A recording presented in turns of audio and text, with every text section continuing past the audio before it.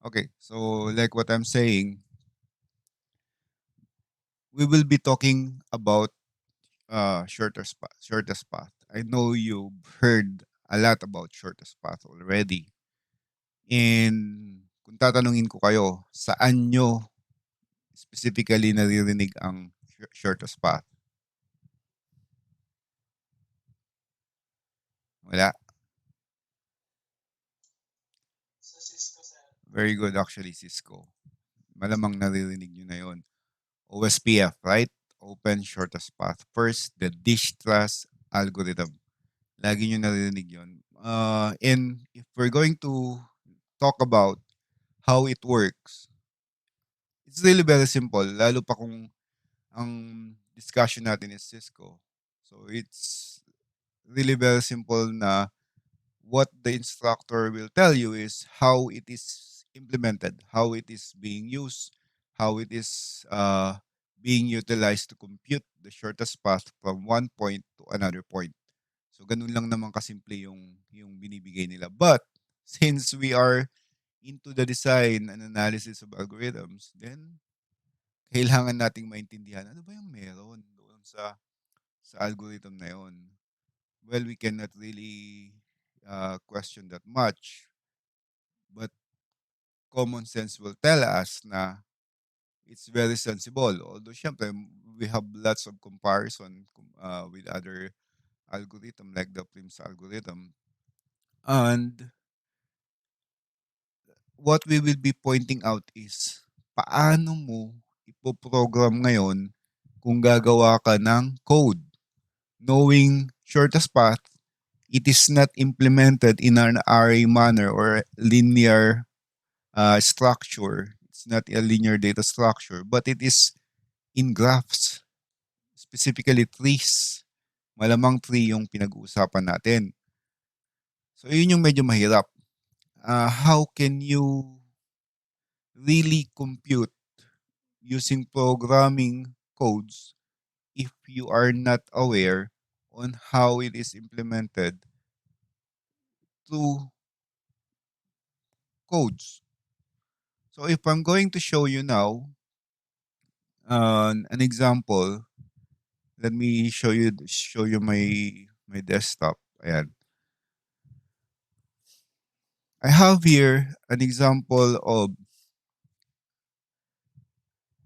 a graph or a tree. Hindi naman natin pwede sabing binary tree because it has a lot of branches, nodes. Uh, in the first place, hindi mo nga alam kung sino ba diyan ang parent tree at sino ba diyan ang subtree, sino yung considered as siblings, at sino yung nasa leaf part. It's like a network na naka-full mesh. So if we're going to look at this, then most probably, ang hirap yatang i-compute. Let me erase one. Parang sumobra yata. Okay. Initially kasi, if you are to program this, kailangan mo ng structure and kailangan mo ng way para makompute yan. Now, if you are to do the comparison in the query inside, parang paano nga ba? So yun yung magiging mahirap na part. Even me when I'm starting to learn um, graphs or rather trees, traversals, hindi ko ma-imagine, paano ko gagawin yan? Eh kung ang dami-daming nodes, paano ko hahanapin lahat? So that's a question. But after you learn about traversals, madali lang pala. Yun nga lang, we need to have a proper mapping. In this case, kung titingnan natin yung distress algorithm or shortest path, if we will be looking at specifically A, from point A to point G, ano yung shortest path?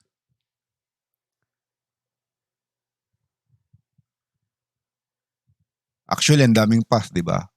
We can go A, B, E, C, F, G. Kaya lang, i-compute mo lahat. 2 plus 3 plus 3 plus 7 plus 4. That's the cost, right? Ganun yung tinuturo sa atin sa Cisco. If you're going to use path A to C to F to G, then 5 plus 3 plus 2 is 10. If you're going to use the path of uh, A to D to G, the cost is 2 plus 3. It's just 5. So, if we are in our Cisco classes before, ang magiging example natin dyan is like, para kang dadaan sa mga streets. There are even streets na straight lang. For example, meron ba ditong parang ganon? Let me check. Wala yata akong makikita dito sa graph.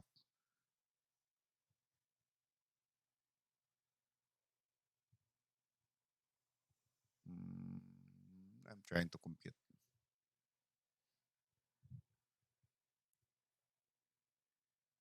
Wala. But the thing is ganito, mayroon akong, ito na lang, tingnan nyo. Although hindi siya kasi parehas, from point E to point F, kung titingnan nyo, merong straight path, pero 6 ang cost. And then merong another path, which is 3 and 3. 6 din, parehas. Kumbaga, dalawang kanto dinaanan mo, parehas rin lang. Tapos ito diretso. What if ito 7? Or what if itong E to F is 8?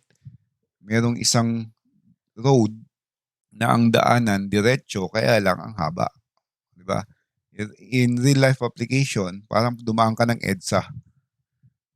Kung dadaan ka ng EDSA, ang ilang oras mong biyabiyahihin yun sa rush hour. Samantalang ang dami namang alternative routes na pwede mong daanan. Mas maikli yung cost. It's something like that. Now, comparing that, look at this example na naman from A to F. A to C to F is 5 plus 3, which is 8. Samantalang may way naman dito na A to D to F, which is 2 and 4. 2 and 4, which is 6. So yun yung ano natin, yun yung tinutukoy natin na costing when it comes to path. So if you are asked, for example, pinagawa ko kayo ng code to get the shortest path from one point to another, how will you do that?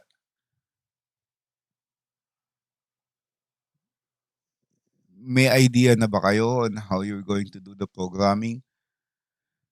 Actually, sa una mahirap.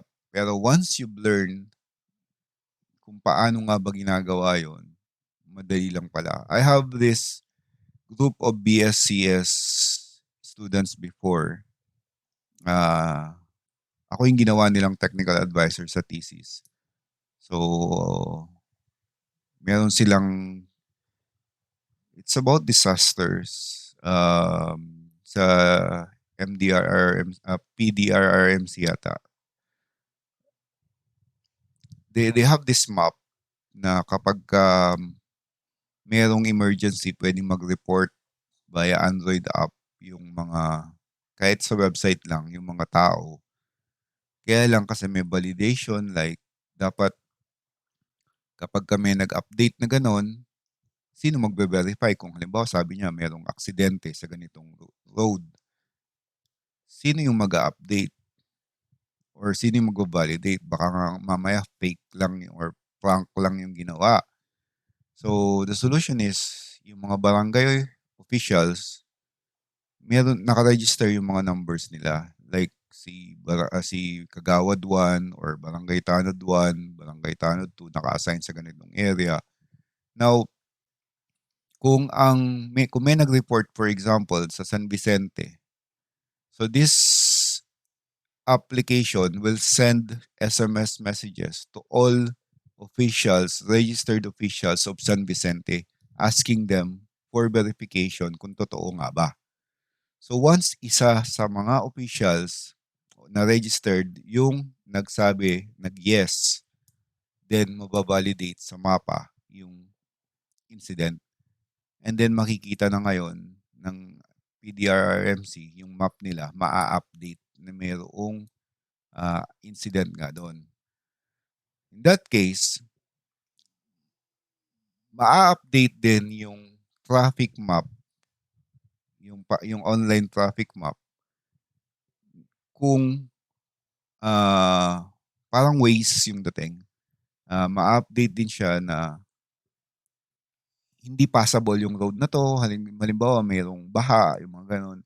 Mayroong, ang ni-report is halimbawa, earthquake, tapos mayroong na bumagsak na poste na ganito, hindi na passable. So, magkukompute siya ng alternative route. Okay? Magkukompute siya ng alternative route. Ang hindi lang nila nailagay is yung density ng traffic kada route. Kasi mahirap, they need to team up with the community. Hindi kagaya ni Waze na alam niya nagre-red kasi nga may mga community na ang Waze. Ang Google Map, may community na rin yan. Kaya hindi na kailangan ng interventions. Community na ang nag-update. Yun yung hindi nila magawa kasi kulang ng inputs. But they have the idea and they have the weight on how to compute yung shortest path from one point to another point. And ginawa rin nila yung ganito. And the way they compute that is ganun din kung paano ko in-explain kasi nga tinuturo ko na to before. So I explained to them kung paano nga ba kinukompute yan. Knowing na ang haba niyan, ang dami-daming ruta, how are you going to compare the different routes and check yung density. Yung costing. So, how do we do that? Paano nga ba? Initially kasi, magsaset ka ng point of origin. In our case, kung ang origin is naka-apply na ang point of reference, ang origin is, halimbawa, San Vicente. So, point A. Kaya kung ano mang, hindi lang naman barangay, kung Metro Town, Magic Star, SM, yun yung mga landmarks. So, at least the thing is, may point of origin. Kahit naman sa mga tricycle, nakikita nyo yun, di ba? Yung fare table, makikita nyo yun, the origin. So, for example, if our origin is A, point A, then yun yung point of reference natin. So, gagawa tayo ngayon ng table na ganito. This is doable sa array kahit gumawa ka lang ng array. Either three-dimension or dalawang array na na-separate. It's up to you. Two-dimensional array. So, nasa inyo yun. Most probably, the best is two-dimensional. So, parang ganito. Okay. So, from point A, paano nga ba malalaman ang costing ng A? So, A to A, ang cost is 0 initially. So, hindi pa natin alam ang cost ni B. Gawin nating I na lang, I, kasi hindi pa natin alam. Or any value, kung gusto nyo na -1, negative, kung yun yung gusto nyo sa programming nyo, di walang problema, di ba? The parent of A is hindi applicable. Kasi nga, ito yung point of reference natin. And then, the parent of B is not yet known, hindi pa rin natin alam. The thing is, hindi natin alam kasi hindi pa natin nakukompute. Okay? But the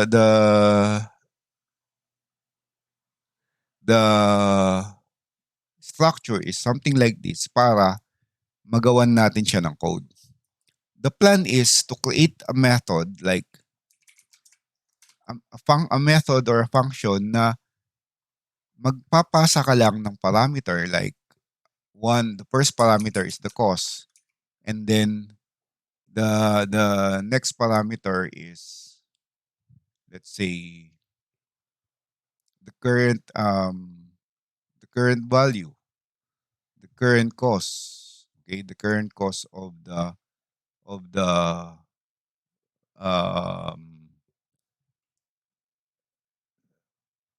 anong tawag doon, yung node, the current cost. Ayan, parang ganyan. So, if that is the case, then all you need to do now is to compare.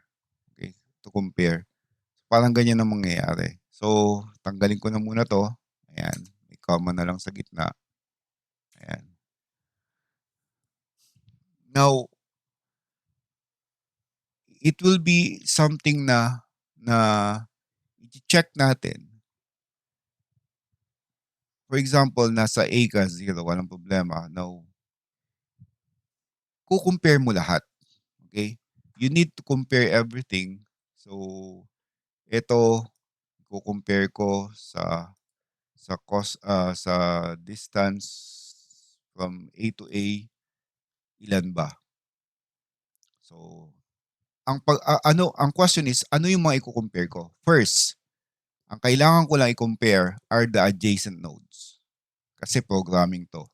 Hindi ko agad pwedeng i-compare yung A to F. Okay? Thing is, hindi ko pwedeng malagyan ng value yung F because meron pang pagitan. It will be something more complicated sa programming kapag kukompute mo na yung ganon. So, ang kailangan ko lang i-compare or i-compute are the adjacent. Sino ba yung mga adjacent dito? Kay A. Si B, si E, si C, saka si D. So, B, C, D, E. Yun lang. So, hanggang dito lang malamang ang malalagyan ko ng value for now. Okay, for now. Now, from A to B, A is 0, 0, plus infinity pala. But anyway, it's still like that.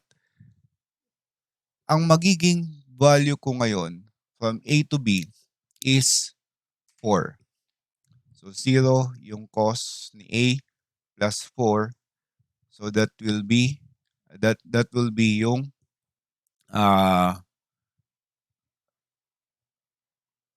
costing ko from point A to point B. 0 yung A, lagi may plus. Syempre nasa kung paano natin ko code later on. Pwedeng internal, okay? Na pina-plus na natin siya sa loob. Okay? This parameter plus yung costing ni A sa loob mo na ginagawa yung coding. Kaya nga gumawa tayo ng method, or pwede rin siguro sa labas pero parang hindi ko makita na magandang gawin. But the thing is, the reason why we created a method like this is for us to first get the value of the current node, and then yung um, addition na costing. Kaya lang, nilalagay ko lang na 0 plus 4 para nakikita nyo. Para nakikita nyo na ito yung reference ko. And then, syempre, I'm not saying na agad-agad ay alam ko natin yung value na I ni B. Kasi this can be yung sorry dun sa parameter ko kanina, hindi pala dapat current cost. Yung nilagay kong variable, it should be the node. Okay, it should be the node. Kasi kung lalagay mo si B dito, then the method will call on or get the current value of B. Okay, the current value of B. Kaya lang kasi para hindi na tayo mamroblema at hindi nyo na isipin muna kasi nga hindi naman tayo pupunta sa coding. Then let's say ang excuse me. Ang costing ni ni B is I. So, yun. So, pagka I means infinity, so mas malaki. So, the comparison now will be, ito bang ang i-return na value ni min is, sino ba ang mas malaki, mas maliit?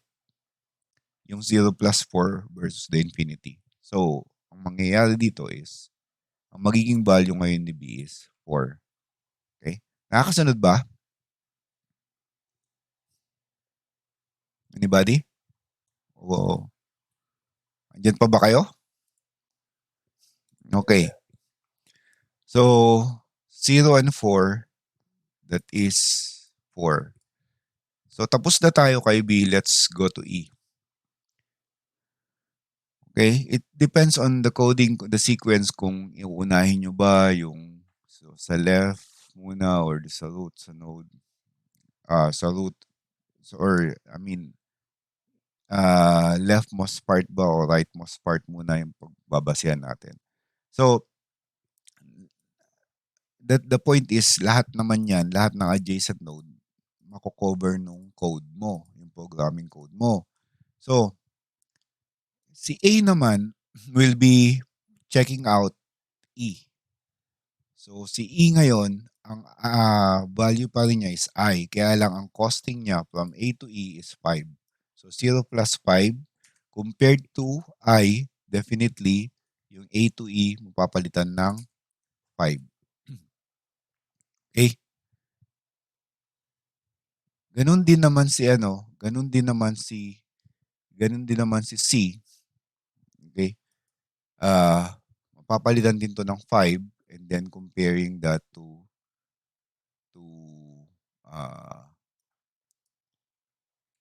I, which is infinity. So, mapapalitan yung A to C ng 5.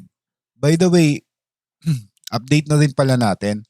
So, whenever na nakakuha ka ng shortest path, i-consider mo na ang parent ng mga yon, ang parent ni B is si A. Ang parent ni E is si A din. Ang parent ni C, si A din. Para ah, maging consistent tayo dun sa code. Kasi ang point dito is, whenever you identify a shortest path, sino ba yung parent niya na pinagbasihan mo para ma-consider mo na yun yung shortest path. Now, after that,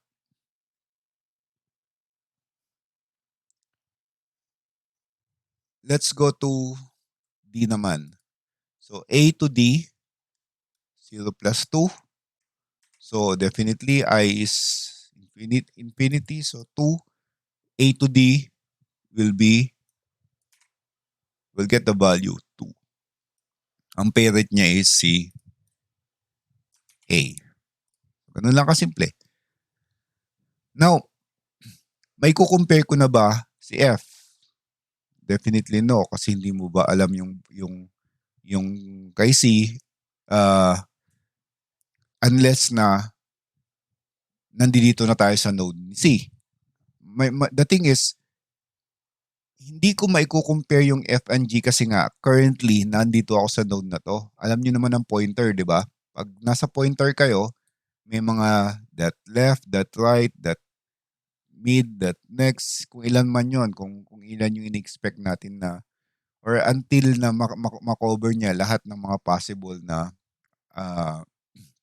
branches nung structure. Siyempre, kung alam nyo na yung pointer nyo, yung structure nyo only has 4 or 5 nodes. Actually, 4. Kung in-expect nyo 4 lang. Then, hanggang 4 lang.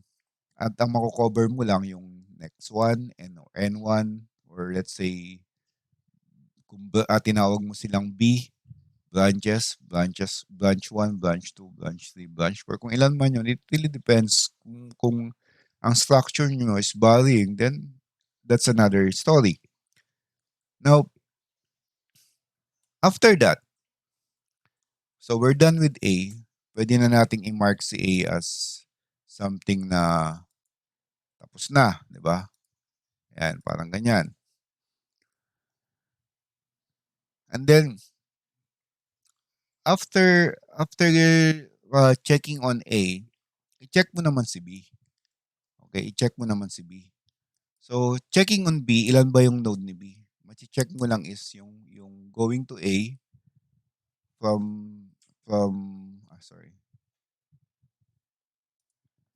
from B going to A and B going to E. So dalawa lang, B to A and B to E. So from B to A, that is the current value of B is, anong value ni B? 4. So hindi na 0 kasi naka B na tayo. 4. The current value of B is 4, and then going to A, 4 ang i-check, ilalagay mo. So parang logical ba 'yon na hindi naman siya yung, alam naman natin na bumalik siya sa point of origin. Kaya nga in the first place ang value ni B is 4 is kasi ang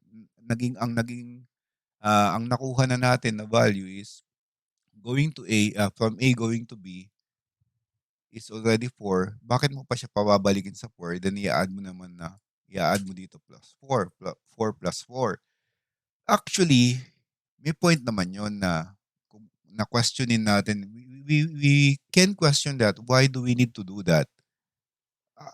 The answer there is, my answer there is, it really depends on your programming, on your code, how you do it.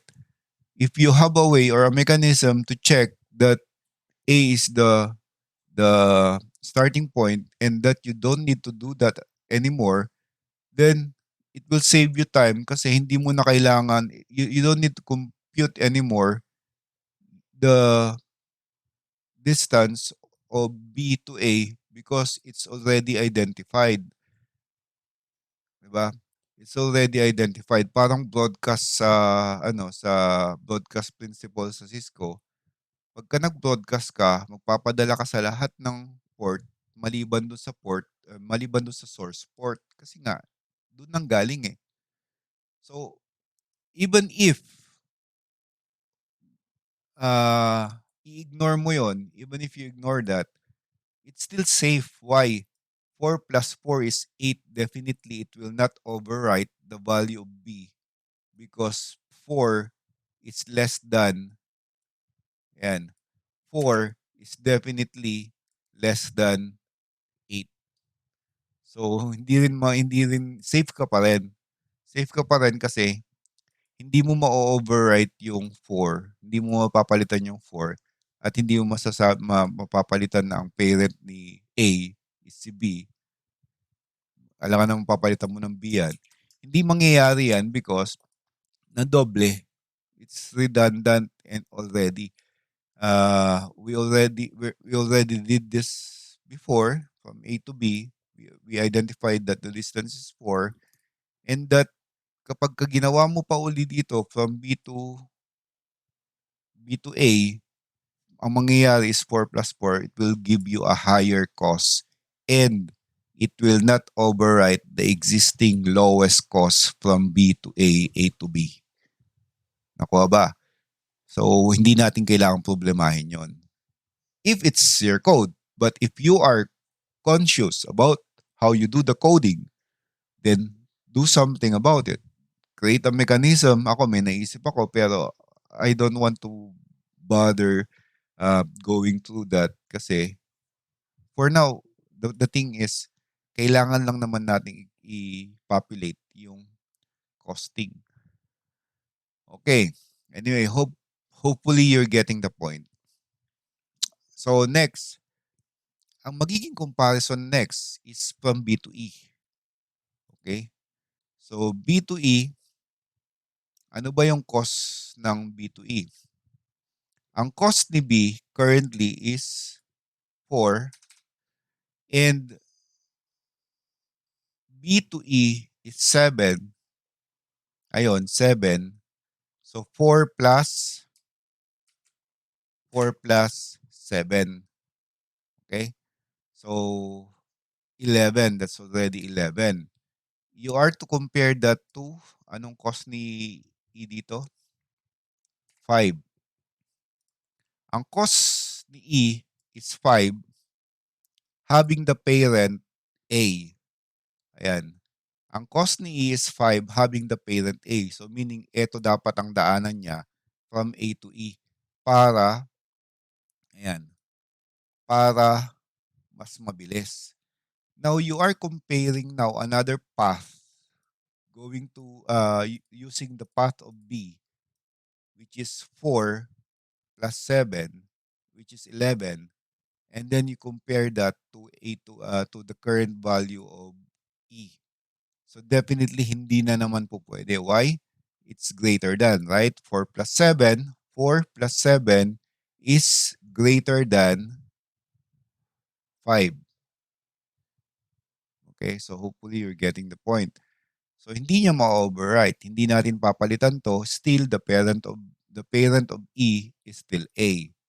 And the value is still 5 because 5 is the shortest identified cost. Okay? So we're done with B. So pwede na nating i-mark. So, syempre, loop lang yan, di ba? Loop lang yan. Parang nasa array ka lang dyan. Now, let's go to C. C has how many adjacent sides? C has 1, 2, 3, 4. Apat na adjacent sides. So, from C to A, C to E, C to D, C to F. And currently, C has a value of 5 with the parent of A. So, si A yung parent niya, 5 ang value niya. Now, again, kung i-compare mo kay A, pabalik, that will be 5, the current value, plus 5. Again, hindi mo pa rin siya ma-overwrite. So, still, C2A is, the value of A is still 0. It's less than. Okay? The value of C is still 5. Okay. So, next, C to D. Try naman natin C to D.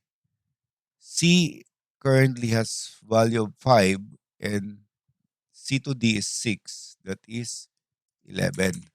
Sorry. 11. And the current value of D is 2. So, hindi mo na ngayon pwedeng i-overwrite. Hindi mo pa rin pwedeng overwrite si D. Kasi nga, ang value ni D is 2 having the parent A. Dito ka manggagaling kay A, going to D, that is 2. Huwag mo na siyang bigyan ng panibagong ruta, which is A, C, D, having the cost of 5 plus 6. Sorry. 5 plus 6. Ayan. Ba't ko nga ba tinype na 11? 5, having the value of 5 plus 6, which is 11.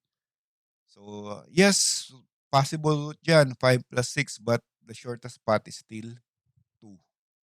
So, hindi mo ma-overwrite yon. Okay? Ang current na value ni D is still 2 with A as the parent. Okay. Let's check on E. Now, the current value of C is 5. Ayan, again, parent is A. 5 plus, ang value ni C to E is 3. So, 5 plus 3, that's 8. Hindi mo pwedeng i-overwrite pa rin yung value ni E, which is 5. So, walang mangyayari uli. Okay? Going to F now, the current value of F is infinity. So, 5, current value of F is infinity. So, the value of C is 5 plus 3. Ayan, 3 din, kagaya na kanina, kaya hindi ko na in-edit. 5 plus 3 is 8. So, definitely, 8 is less than infinity. So, magkakaroon ka ngayon ng value na F kay F. Dito mo malalagyan ng value si F, which is 8. The value of F is 8 having the parent C. So, syempre, yun yung na-compute natin. So, tapos na ngayon tayo kay C. So, syempre, dahil mabibilis yung mga mata nyo at mabibilis kayong mag-isip, meron na malamang violent reaction sa mga utak nyo. Right? Sir, bakit po F? Bakit gagawin nating parent si C? Kasi kung C ang papagdaanan natin, 8 yung value niya, eh pwede naman tayong kay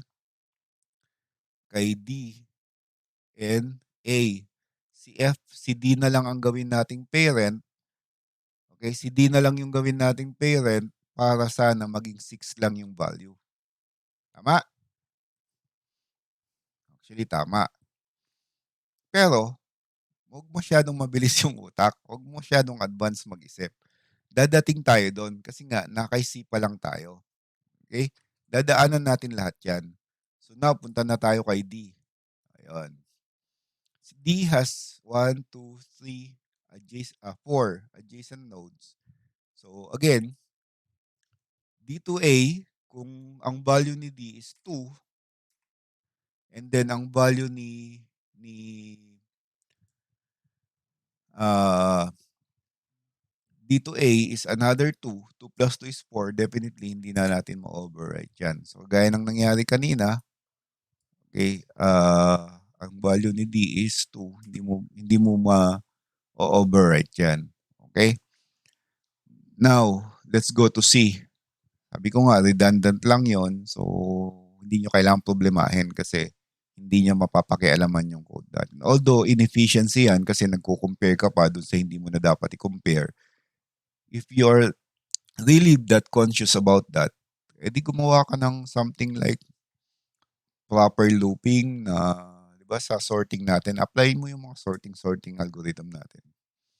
Now, let's go to C. The current value of D is 5. Is 2. Tapos dadagdagan mo na naman ng C, which is 6. Comparing that dun sa current value natin. Nasa D nga pala tayo. So, i-compare mo ang current value ni C is, what's the current value of C? 5. Ayan. 5 and 6. I-compare mo yan sa current value ni D, which is 2. That's 11 and 2. Definitely hindi mo overwrite. Okay. Now let's check on F. Ayan. Ito na ngayon. Ang current value ni F is currently 8. Ayan. Sorry. F, F's current value is 8. Ayan. Ito, nasa table naman natin, di ba? F's current value is 8. This current value is, current cost is 2. Then, i-add mo yung 4. D to F. Ayan. D to F, current value of D is 2. D to F's value is 4. 2 plus 4. Then, comparing that to F's current value, ang current value ni F is eto, 8. Then, ayun na yung sinasabi ko kanina. So, this time, F's current value is greater than doon sa computed value natin using D as the parent. Then, palitan mo ngayon. So, the costing of F using the shortest path algorithm is 6, having the parent D.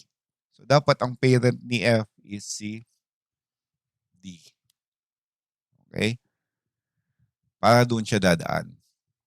Take note, this parent thing here is very necessary kapag ka nag-handle kayo ng ng tree or graphs para alam nyo kung saan nyo ipa-plot later on, saan nyo ililink yung mga nodes. Okay?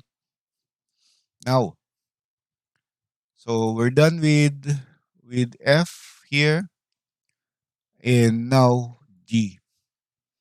So, current value of G is I, infinity, so wala pa tayong value. Now, ang current value ni D is 2 plus D to G is 3. So, that is 5.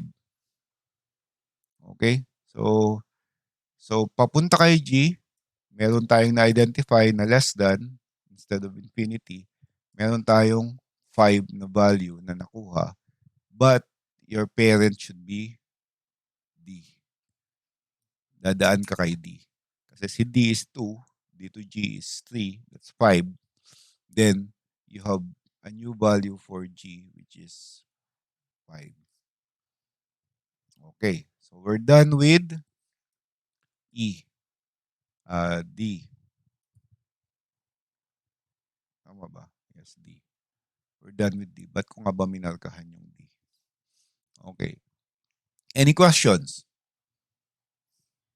Anyway, I'll be posting this video. Hopefully, na-record yung voice ko. Pag hindi ko na-record yung voice ko, edi wala.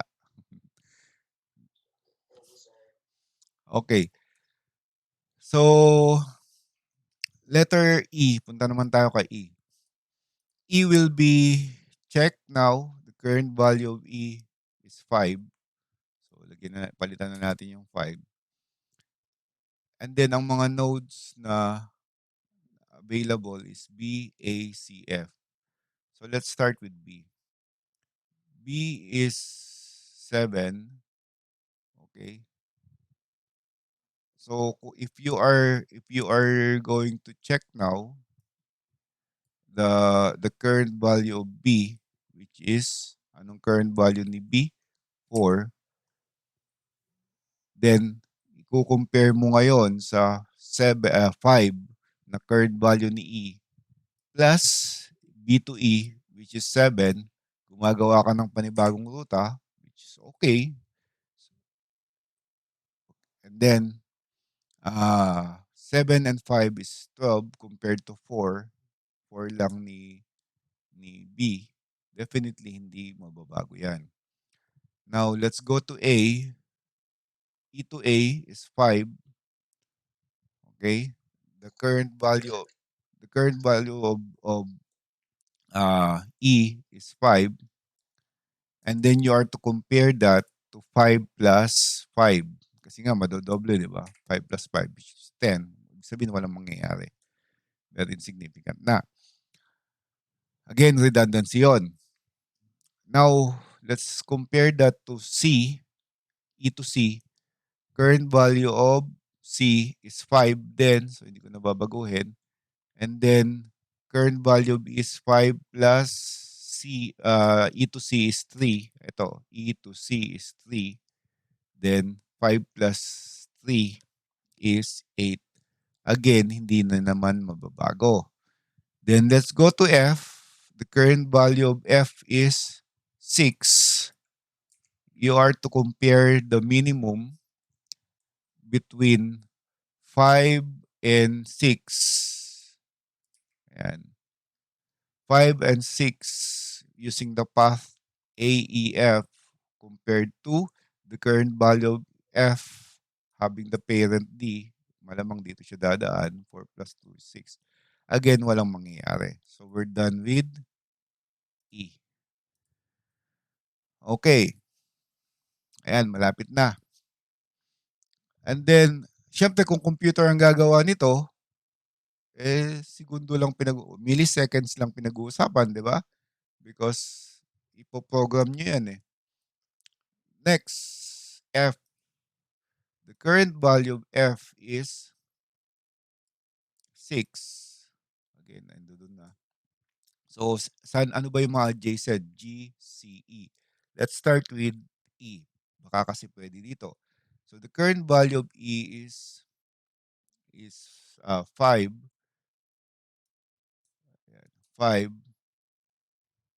Ito ay, ang current value ni F is 6. 5, dun pa lang foul na eh, yung 6. But again, we need to follow the process. Current value of E is 5. And then, current value of F is 6 plus another 6 is 12. So, definitely hindi pwede yan. Now, F to C, current value of C is 5. Then, F is 6 plus F2 C is 3, which is 9. So, hindi na naman magbabago. Current value of F is 6 or D pala, sorry. Current value of D is 2. And then, you are to compare now 2 versus 4 plus 2. Current value of F is 6 pala. Sorry, 6 and 4, which is 10. So definitely, again, redundancy. Gaya ng sinabi natin kanina, binabalik-balikan mo pa kasi. Ayun. So, definitely walang mangyayari. Now, let's go to G. The current value of G is 5. Now, if you are to use F, the current value of F is 6 plus G. 6 plus 2 is 8. Wala na namang mangyayari. So, 8 is greater than 5. So, hindi niya mababago. So, we're done with F. And then, lastly, we have G. So, the current value of G is 5 via path D. So, alam na natin yan. Current value of G is 5. Now, if you are to compare yung, kasi nga D, current value of D is 2. If you are to compare the path G, which is 5, and 3, then walang mangyayari sa G. If you are to compare G to, check G to F, again, the current value of F is 6. 6. Now, current value of G is 5 plus 2. This is 7. So, hindi pa rin. Pwede. Now, we're done with letter G. If you are to, what if ito ay 1? Parehas silang magsi-6. So, ano po ba yung papalitan ko? It's up to you. It depends on your algorithm. If the basis of your algorithm is first encounter, ang naging first encounter niya, meaning ang comparison mo is greater than lang, hindi po pwede yung equal, di ba? Mababypass yung equal kasi greater than lang. Meaning first encounter, yun yung na pili mo, then wala, hindi niya papalitan, i-ignore lang niya kasi nga hindi naman siya greater than. Okay? Rather less than pala. Hindi naman siya less than. So, hindi niya papalitan. Pero kung less than or equal, o yung last encounter yon, di ba? Papalitan niya yan. So that is kung ganun yung scenario. But anyway, it's up to your code. It's the same anyway. Ang habol lang naman natin is shortest path. And the basis is just the cost. Isa lang ang figure na pinag-uusapan natin. Hindi kagaya sa Cisco na aside from the other costing, meron pa ibang mga pinag-uusapan. So, pwede natin gamitin yon. Now, having this setup now, magbabago dapat yung tree mo. Kasi nga, virtually, although ganito tong ginawa natin, virtually, sorry. Yan. Ay, ba't hindi ko na-click yan? Virtually, meron kang bagong tree. Ito, gawin natin ngayon. So, ayan. If you have this kind of tree, si A daw, si B daw, ang parent niya is si A. Ayan. Ang parent ni B is si A. Ang parent ni C is still A. Ayan. Tapos, ang parent ni D is si A din. Ayan. Ang parent ni E again is A. Oops, no double. Ayan. Ang parent ni E is si A din. Ang parent ni F is si D. Oops, iba yung naklik ko.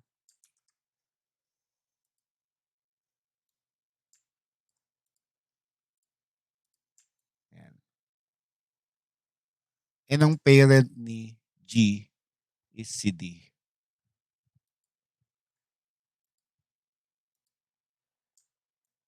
So if you have this kind of setup now, magbabago yung tree mo.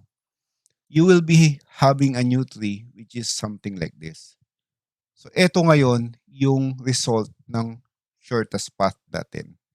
So you created a new tree without any other pathings na naka-reflect, but only this. So ganyan ang magiging result ng tree mo. That is the shortest path from one point to another point. Nakuha ba? So hopefully nakuha. Okay. That is actually yung shortest path first. Okay? So thank you very much for listening.